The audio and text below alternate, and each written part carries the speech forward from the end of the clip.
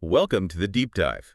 We're here to get straight to the heart of what you need to know from the materials you send us. That's the idea. Quick, focused understanding. Today, you've given us Donald Miller's Building a Story Brand. hmm It's become pretty popular for businesses trying to connect better, right? Clearer messaging. Exactly. And for you, the learner, the goal is really to pull out those core marketing ideas without getting sort of bogged down in all the jargon. Yeah, like a shortcut to the good stuff. Think of it that way. Our mission is finding those actionable bits from Miller's framework and also digging into the why behind it, the psychology, especially how Miller discussed it with Science Mike McHargue. Right, Science Mike. So the book itself, it's all about using story, something we all kind of get instinctively, Yeah. and applying that to how companies talk about themselves. Pretty much applying storytelling principles to business communication, trying to cut through all the noise and make a real connection. Okay, so let's start there. Why do so many marketing messages just fall flat, seem to miss the mark? Well, that's where Mike McHargue, Science Mike, has some really great insights. His background's in understanding customer thinking, especially in tech, and he saw that a huge reason marketing fails is just it's too complicated. People get overwhelmed. They just tune out. And he brings it back to something really basic about our brains, doesn't he? What we're actually wired for. Absolutely. He hammers this point. The brain's #1 job is survival and then, thriving. It's not just a nice idea, it's biology. Like keeping us alive and functioning. Exactly. He even links it to Maslow's hierarchy, Yeah. that pyramid. Basic needs first food, safety, then climbing up towards relationships, belonging, purpose, meaning. Okay, so survival and thriving. How does that explain why some brands just struggle to connect? Well, McHargue points out two big mistakes brands make all the time. First, they fail to actually show how their product or service helps people survive and thrive. Survive and thrive. Physically, emotionally. Any of those. Physically, emotionally, relationally, even spiritually. Think about what people really care about deep down. Staying safe, feeling connected, being accepted, finding love, becoming who they want to be, bonding with their group, their tribe. As fundamental human drivers. Right. But brands often focus on themselves instead, their history, their internal goals, random facts. McHargue has this great analogy. Oh, yeah. He says, imagine you're in a crowded theater. Nobody's carefully counting the chairs, right? No, probably not. But everyone knows where the exits are, instinctively, because exits means survival. The chairs, they're just there. Ah, I see. So brands are talking about the chairs. A lot of them are, yeah. Focusing on details that don't matter for the audience's survival or thriving. It's like positioning yourself as furniture instead of the escape route. That's a powerful way to put it. Okay, so that's mistake number one. What's the second? The second big one is making customers burn too many calories trying to figure out what you're offering. Burn calories. Oh. You mean mentally. Yeah, exactly. Mental energy. Processing information takes effort. Our brains are wired to conserve energy for, important survival stuff. So if the message is too complex or just random information, The brain just goes, nope, too much work. It's inefficient. It creates noise. noise, clutter, confusion. Precisely. Jargon, unclear messages, stuff that doesn't seem relevant. And the brain's natural reaction to noise. Filter it out. Ignore it. Move on to something simpler. Okay, so the problem is noise. And Miller's solution, his antidote, is story. Why story? What makes it so effective against this noise? Miller sees story as this incredibly powerful sense-making mechanism. It takes all this potentially confusing information and organizes it.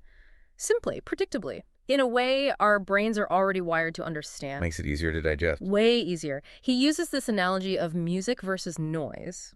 Both are just sound waves, fundamentally. But music has rules, patterns, structure. Our brains engage with it differently. We remember tunes. We don't usually remember random street noise, right? It's the same with brand messages. A good story sticks.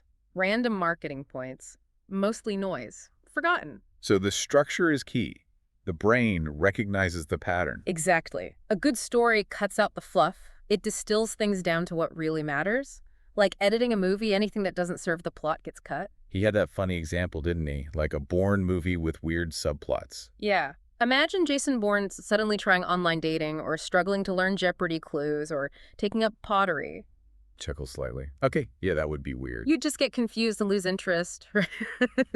Too much irrelevant stuff. Cognitive overload. Which brings us to the grunt test.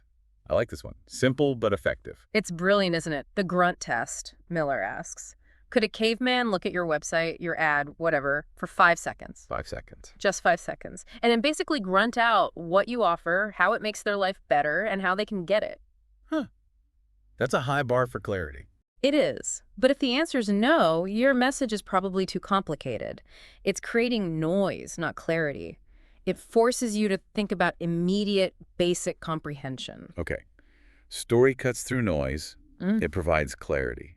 Now, Miller doesn't just say tell a story. He has a specific framework, right? Yeah. The StoryBrand Framework. Yes, the SB7 framework. Yeah. 7 parts. He didn't just invent it. He basically distilled it by looking at thousands of successful stories, movies, books, myths. He found a common pattern. A really common, powerful pattern. These elements kept showing up again and again because they work. They resonate deeply. So what's the story in a nutshell, according to this framework? Okay, boiled down, it's this. A character wants something, but they encounter a problem. Before they get stuck, a guide steps in. The guide. The guide gives them a plan and calls them to action. This action helps them avoid failure. That outcome. Right, and leads them to success, the good outcome. Character, problem, guide, plan, call to action, failure, success. 7 steps. And Miller says this feels right because it's like a familiar path in our minds. Exactly. A well-worn path in the human brain. It's predictable, and that predictability makes it easy to follow. It reduces that cognitive load we talked about. So messing with that formula too much is risky. Very risky. Stray too far, and you're back to creating noise, confusion, losing your audience. It's like trying to play that familiar song with all the wrong notes. People just tune out. Okay, let's break down these elements. How do they help us tap into the customer's story? First one, the customer is the hero. This feels counterintuitive for a lot of businesses. It really is a big mind shift for many, but it's crucial. Miller insists. Your customer cares about their story, not yours. Their problems, their dreams, their journey. So the brand isn't the hero. No. The brand plays the guidey, the helpful one who empowers the actual hero, the customer. He used Apple as an example of getting this right, eventually. Yeah, great example. He talked about an old Apple ad for the Lisa computer, 9 pages long, all tech specs, all about Apple. Focusing on the product? Then compare that to the Think Different campaign later on. That wasn't about Apple's tech genius. It was about the customer's potential, their creativity, their desire to change the world. Ah. So Apple became the tool for the customer's heroism. Exactly. Apple positioned itself as Q in James Bond's story, giving Bond the gadgets he needs to succeed. Apple empowers you, the hero. Okay, customer is the hero. What kicks off their story? What gets things moving? Every story needs a problem. Something disrupts the hero's ordinary world. They want something, but there's an obstacle. Miller says good marketing finds that problem, the customer's problem, and talks about it. Creates a story gap. Yeah, that's his term. A gap between what the customer has and what they want. That gap creates tension, makes them look for a solution. And he says problems usually exist on 3 levels. 3 levels. Okay, what are they? External, internal, and philosophical. External's the obvious one. The surface problem. Right. The external problem is the tangible thing your product fixes. If you sell lawnmowers, the external problem is overgrown grass. Simple. But Miller argues the internal problem is often more motivating. What's that? The internal problem is how the external problem makes the customer feel. The frustration, the insecurity, the doubt. So, with the lawnmower, maybe feeling embarrassed about the messy yard, or frustrated they can't get it done easily. Exactly. Or remember the Apple example. The external problem might be needing a computer. But the internal problem Apple addressed was people feeling intimidated or stupid using technology. Ah, the feeling. Yes. Miller says you don't just sell paint. You sell resolving the internal desire to have the neighbors jealous of your beautiful house. Or he mentions national car rental, realizing the internal frustration wasn't just renting a car, it was the forced small talk with the rental agent. Huh. Okay, I get that. So external is the what, internal is the feeling. What's the philosophical level? The philosophical problem connects the issue to a bigger sense of right and wrong. Why this problem shouldn't exist in the world. It often involves words like ought or shouldn't. Like, people shouldn't have to feel intimidated by technology. Perfect. Or hard work ought to be rewarded. Or families deserve quality time together. Miller uses the movie Tommy Boy. The philosophical fight is honest business versus cheating liars. Bad people shouldn't win. Okay, so addressing all 3 external, internal, philosophical makes the message much deeper. Got it. So, hero has a problem. What's next in the framework? Next, the hero meets a guide. And crucially, your brand needs to be that guide, not the hero, remember. Like Obi-Wan for Luke. Exactly. The wise, experienced one who helps the hero win. Miller points to the launch of Tidal, the music streaming service. Initially, they positioned the musicians, the brand, as the heroes fighting for respect. It didn't quite land because customers are the heroes of their own stories. So how does a brand be a good guide? What qualities do they need? Two key things: empathy and authority. Empathy first. Showing you understand. Yes, you have to show you get the customer's problem and how it makes them feel. Miller quotes Oprah. People want to be seen, heard, and understood. So saying things like, we know how frustrating it is when. Exactly. Simple statements like that build trust, create a bond. We get it. Okay, empathy builds trust. What about authority? That sounds like boasting. It doesn't have to be. Authority is about showing you're competent, that you can actually help, that you have credibility. Miller suggests simple ways to show authority without bragging. Like what? Things like testimonials, short quotes from happy customers. 3 good ones are often enough. Okay. Statistics, showing your success rate, number of customers helped, etc. Quantifiable proof. Makes sense. Awards, any recognition you've received. And simply, logos of companies you've worked with, or even just mentioning how many years you've been doing this. So subtle ways to show you know your stuff. Right. It builds confidence. He mentions Amy Cuddy's research first impressions boil down to, can I trust this person? Empathy, and can I respect this person? Authority. You need both. Empathy and authority. Got it. So the guide shows up. What do they give the hero? They give the hero a plan, a clear path forward. Customers, especially for bigger decisions, need to see simple steps. How do I actually do business with you? Removes the confusion. Makes it easy. Exactly. The plan reduces that friction, that mental effort. It should be super obvious, like a big buy now button. Don't make people guess the next step. Miller told a story about asking his wife out, didn't he? About clarity. Chuckles.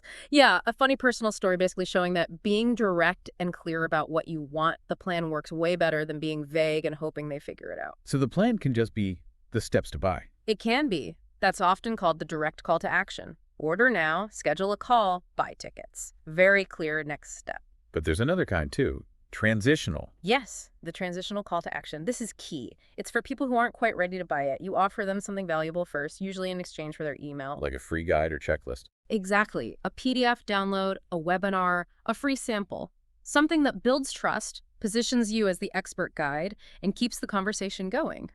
StoryBrand itself used a free PDF, 5 things your website should include, very successfully. It generated tons of leads. Okay, so the guide gives a plan and calls the hero to action. What pushes the hero to actually take that action? Stakes. You have to talk about what happens if they don't act, what failure looks like. The negative consequences. Yes. Every good story needs stakes. What does the hero stand to lose? If there's nothing at stake, the story is boring, and the call to action lacks urgency. You need to gently remind people what failure could mean. He mentioned the Allstate Mayhem ads. Yeah. Those definitely show potential failure. Great example. Those ads creatively personify all the bad things that can happen if you don't have the right insurance. It makes the potential failure vivid. Miller talks about a fear appeal done ethically. How does that work? Basically, show the threat they're vulnerable to, show how your product reduces that vulnerability, give a clear call to action, and challenge them to take it. So think about what customers might lose. Money, time, health. All of those. Status, opportunity, peace of mind. He even suggests briefly imagining the tragic scene if the customer does nothing. What does that look like? Communicating the stakes motivates action. Okay, avoiding failure is the stick. What's the carrot? The happy ending. That's success, the final piece.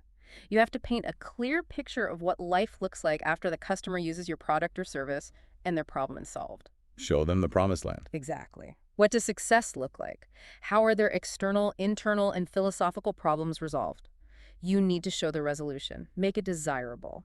And success isn't just fixing the problem. It can be more.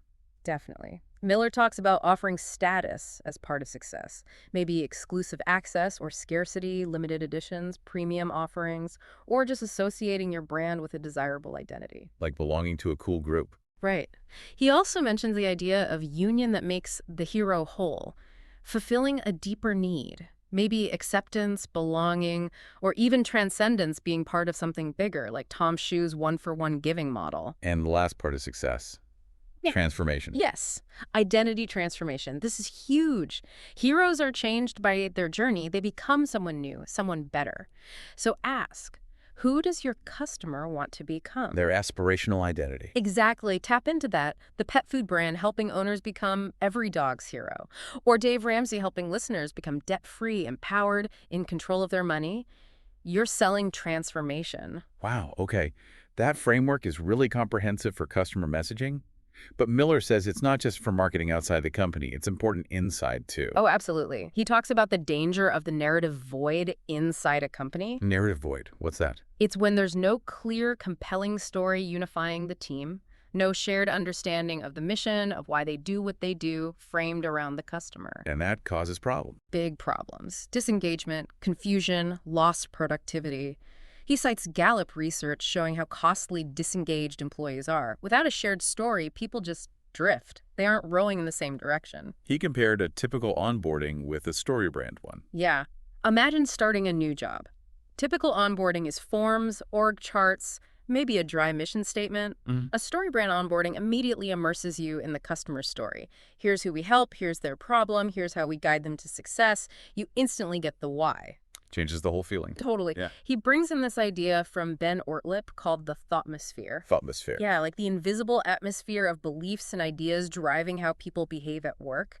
A clear StoryBrand narrative improves that thougmosphere, creates a shared purpose, clarity, positive energy. And the payoff is? An on-mission company.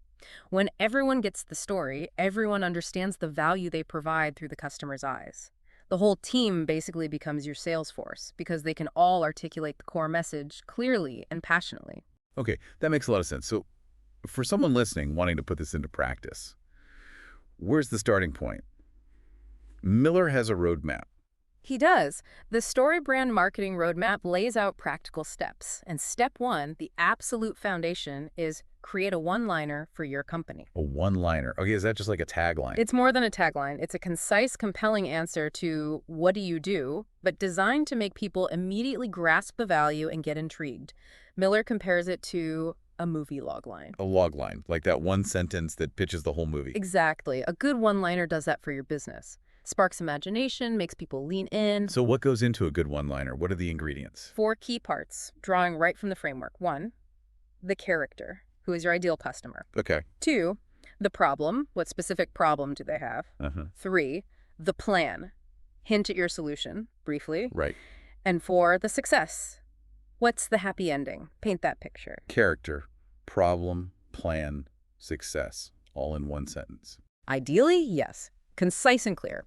He gave examples like, we provide busy mothers with a reliable Pilates class so they can feel healthy and energized. Character. Yeah. Busy mothers. Problem. Oh. Lack of time, energy for workouts. Plan. Reliable Pilates class. Success. Feel healthy and energized. Got it. Exactly. Or maybe for vacation rentals. We help retirees find comfortable long-term vacation rentals so they can enjoy their freedom without the hassle of property maintenance. Okay. So you craft this, then test it. Definitely test it. Say it to people. Does it make sense? Do their eyes light up? Do they ask follow-up questions? Refine it until it clicks. And once you have it nailed down, use it everywhere. Everywhere. When people ask what you do, in your email signature, on your website header, business cards, social media profiles, all marketing. Miller says it's like a musician, you got to play your hit song. Yeah. Make sure everyone hears your core, clear message consistently. This has been, well, incredibly clarifying. Taking these storytelling ideas and making them so practical, the focus on the customer's journey being the guide, cutting the noise, it all comes back to clarity, doesn't it? It really does. And that one-liner encapsulates it. It forces you to boil everything down to its essential customer-focused core. It's powerful stuff for cutting through all that noise we started with. So for you, the learner, hopefully this deep dive gives you a much clearer path to connecting with your audience. It's about applying these fundamental story principles. Making your message resonate. Right. And maybe a final thought to leave you with. Think about your own one-liner. If you had to explain what you offer, whether it's a business, an idea, even just your skills in one compelling sentence, what would it be? Good challenge. Getting clear on that, really clear, could change how you communicate your value in, well, pretty much any situation. Something to think about. Thanks for joining us for this deep dive.